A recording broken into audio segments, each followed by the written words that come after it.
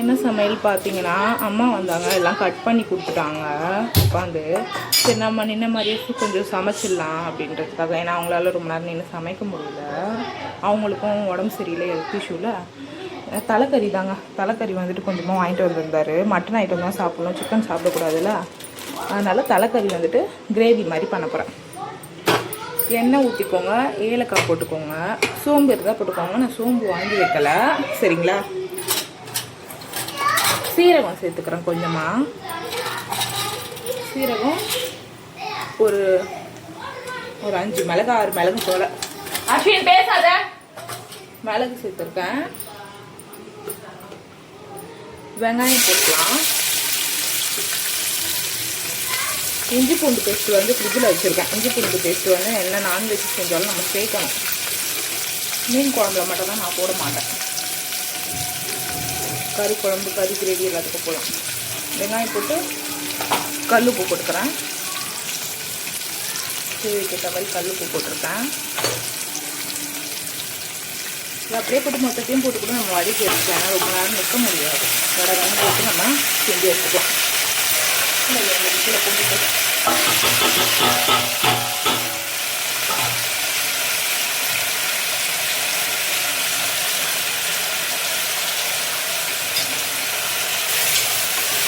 இதெல்லாம் வதங்கட்டும்.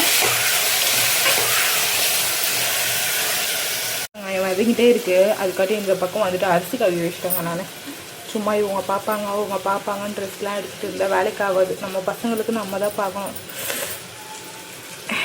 என்ன சொல்கிறீங்க? அதெல்லாம் 1000 ஒருத்தவங்க தான் அவங்க குழந்தைங்களாவே நினச்சி பார்க்குவாங்களே. எல்லாருமேலாம் அப்படிலாம் பார்க்க மாட்டாங்க. நம்ம பசங்களுக்கு நம்ம தான் பார்த்துக்கணும். இஞ்சி பூண்டு பேஸ்ட் போடுறோம். அதே சரியாக அரையில் எங்கள் மிக்சியில். பூண்டு நான் போடலை, பூண்டு வீட்டில் வாங்கி வைக்கல, பூண்டு போடலை. நீங்கள் பூண்டு இருந்தால் பூண்டு இஞ்சி சேர்த்து அரைச்சி சேர்த்துக்கோங்க. ஹோட்டல்லே இன்றைக்கும் வாங்கிடலான்னு பார்த்தேன். சும்மா ஹோட்டலில் வாங்கி சாப்பிட்டாலும் ஒரு வேலைக்கு தான் அது பத்துது. திருப்பி நைட்டுக்கு திருப்பி ஹோட்டலில் தேடி ஓடுறதா இருக்குது. அதனால் சரி அரிசி கழுவி வச்சா அது 2 வேலைக்கு இருக்கும் எங்களுக்கு. அதனால் அரிசி கழுவி வச்சுட்டேன். நல்லா வதக்கிட்டு டெலிவரி ஆன பிறகு கூட அம்மா கொஞ்ச நாள் வந்து சாப்பாடு எடுத்து வந்து கொடுத்துருந்தாங்க. அதுக்கப்புறம் குழந்தைங்களுக்கு தூங்க வச்சுட்டு நானே கூட செஞ்சுப்பேன் இருந்து நின்று. அப்போவே அந்த நார்மல் டெலிவரினா அவ்வளோ சுகமாலாம் இருக்காது. சுகப்பிரசவம் நார்மல் டெலிவரி ஆனவங்களுக்கு தெரியும். எல்லா டெலிவரியும் கஷ்டம்தான். டெலிவரி பண்ணிவிட்டு அதுவும் அஸ்வினுக்குலாம் வந்துட்டு 15 நாள் 16 நாள் நான் ஹாஸ்பிட்டலே தான் இருந்தேன். அவன் ஐசியூலலாம் இருந்தான். எனக்கும் பிபி இருந்துச்சு. அதனால் எனக்கு பார்த்துட்டு செக் பண்ணிகிட்டே இருப்பாங்க. இருந்தாலும் நான் வீட்டுக்கு வந்த உடனே சமைக்க ஆரம்பிச்சிட்டேன். வீட்டுக்கு வந்தோடனே அம்மா கொஞ்ச நாள் வந்துட்டு எனக்கு ஃபஸ்ட்டு டெலிவரிலாம் அந்த முதுகெலும்பு உட்காரவே முடியாது. ஏன்னா வந்துட்டு ஒரு நாள் ஃபுல்லாக எனக்கு வலி வந்து தான் வந்துட்டு பிறந்தான் அஸ்வின். காலைல 6:30 மணிக்கு டீப் வச்சாங்க, ஜெல் வச்சாங்க. டெலிவரி ஆனவங்களுக்கு தெரியும். அரசத்தில் நைட்டு 7:50க்கு தான் வந்துட்டு எனக்கு கர்ப்பப்பை வாயே திறந்து ஐசியூவில் தான் பிறந்தான் அஸ்வின். சஞ்சனா பார்த்திங்கன்னா, சஞ்சனாவுக்கு வீட்லேயே பெயின் வந்துச்சு எனக்கு. கிறிஸ்மஸ் மறுநாள், அதுக்கு அடுத்த நாள். ஆமாம் 27 25 கிறிஸ்மஸ்னால் 27 சஞ்சனாவுக்கு வீட்லேயே பெயின் வந்து நான் போனேன். ஆனால் கர்ப்பப்பை வாய் திறக்கலை. அதனால எனக்கு வந்து ரொம்ப கஷ்டமாயிடுச்சு. சஞ்சனாவுக்கு வயிற்றுலேயே மோஷன்லாம் போயிட்டா. கிட்டத்தட்ட ஆப்ரேஷன் பண்ணுற லெவல் போயிட்டு அவளை எப்படியோ போஸ்ட் பண்ணி எப்படியோ எடுத்துட்டாங்க. எதுக்கோ தலை வந்து சஞ்சனாவுக்கு பெருசாக வீங்கி இருந்துச்சு. அதனால் கையிலே நிற்க மாட்டான் அவள். 6 மாதம் வரைக்கும் அழுத்தே தான் இருக்கா. சரி அவளை வந்துட்டு இது பண்ணிவிட்டு சமைக்கிறதுக்கு ரொம்ப கஷ்டமாக இருக்கும். கீழே வைக்க முடியாது, கையில் வைக்கும்போதே அழுவா அவள். ஒருவேளை அந்த தலை வீக்கத்தால் அழுகுறாளா இல்லை எதனால அழுகுறாளேன்னு நாங்களும் வந்து ஸ்கேன்லேருந்து எல்லாமே எடுத்து பார்த்தோம் தலைக்கு. ஆனால் எதுக்கு அவள் அழுகுறான்றதே தெரியாது. இது மஞ்சத்தூள் போட்டுக்கலாம். எதுக்கு அழுகுறான்றதே தெரியாது. அந்த மாதிரி அழுதுகிட்டே இருப்பாள் அந்த குழந்த. அப்போ வந்துட்டு அம்மா வந்துட்டும் நான் வந்து மொட்டை மாடியில் இருந்த வீடு. அப்போ வந்துட்டு ஏற முடியாமல் ஏறி சாப்பாடெலாம் கூட கொண்டு வருவாங்க அடிக்கடிக்கு. இது வந்து தலைக்கறி தாங்க, மட்டன் கிடையாது, தலைக்கறி தான். ஆட்டு தலைக்கறி வந்து பாய் வந்துட்டு நம்ம ரெகுலராக வாங்குறவரில். அதனால நம்ம கறியாக பார்த்து போட்டிருக்காரு. அதுக்கான காசு தான் வாங்கியிருப்பாரு. தலைக்கறினா தலைக்கறிக்கான காசு, கொஞ்சம் கறியாக போட்டால் கறிக்கான காசு தான் வாங்குவாங்க. நல்லா கழுவி எடுத்துட்டேன். அதனால் மஞ்சத்தூள் போட்டு பேசிட்டு வச்சுருக்கேன். அப்பா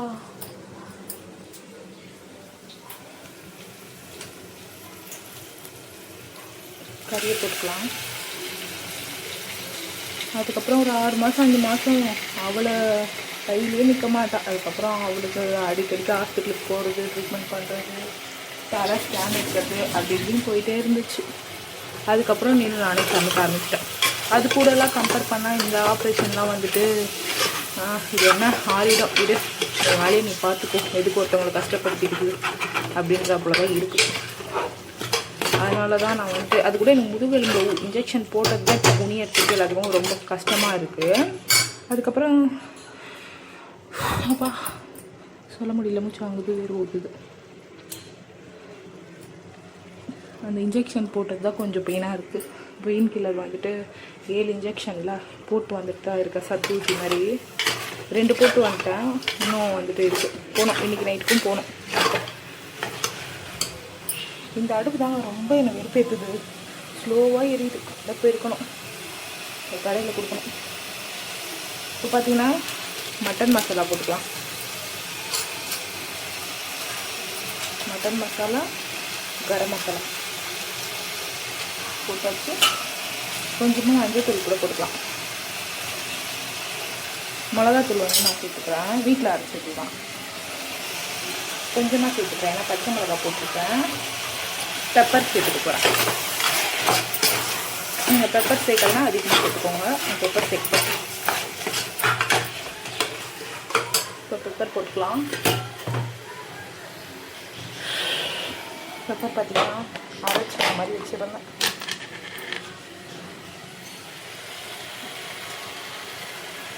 குழம்பு எதுவும் வைக்க போகிறது இல்லைங்க. அந்த கறி கிரேவியே வச்சுட்டு தான் சாப்பாடு போட்டு சாப்பிட போகிறோம். அதனால் கொஞ்சம் காரம் தூக்கலாக தான் பண்ணியிருக்கேன்.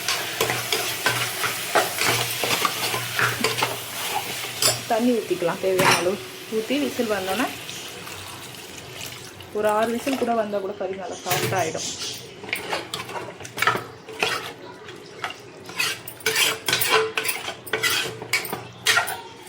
குக்கர் மூடி போட்டு விசில் வந்தோன்னே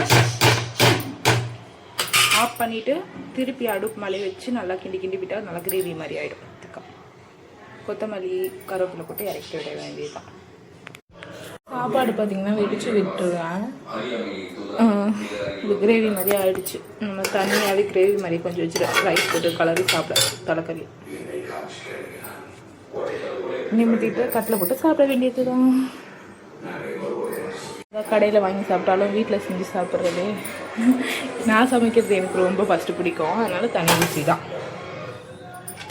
கொஞ்சமாக சாப்பாடு போட்டுக்கிட்டேன். கிரேவி பார்த்திங்கன்னா தலைக்கறி கிரேவி வந்துட்டு பண்ணியிருந்தேன். சிக்கன் சாப்பிடக்கூடாதுல, அதனால் தலைக்கறி கிரேவி தான். தலைக்கறி கிரேவி கூட எனக்கு அந்தளவுக்கு பிடிக்காது. இருந்தாலும் நான் மசாலாலாம் அந்த எப்படி சொல்கிறது, நீச்ச ஸ்மெல் இல்லாமல் செய்வேன். அதனால மட்டன் மாதிரியே இருக்கும், நான் சாப்பிட்ருவேன். மற்றபடி தலைக்கறி வந்துட்டு ஸ்மெல்லோடு செஞ்சுருந்தாங்கன்னா எனக்கு பிடிக்காது. தேங்காய் அரைச்சி ஊற்றி குழம்பு மாதிரி வச்சுருந்தாங்கன்னா பிடிக்காது. இதுதாங்க இன்றைக்கி மதியம் லஞ்ச். அப்பா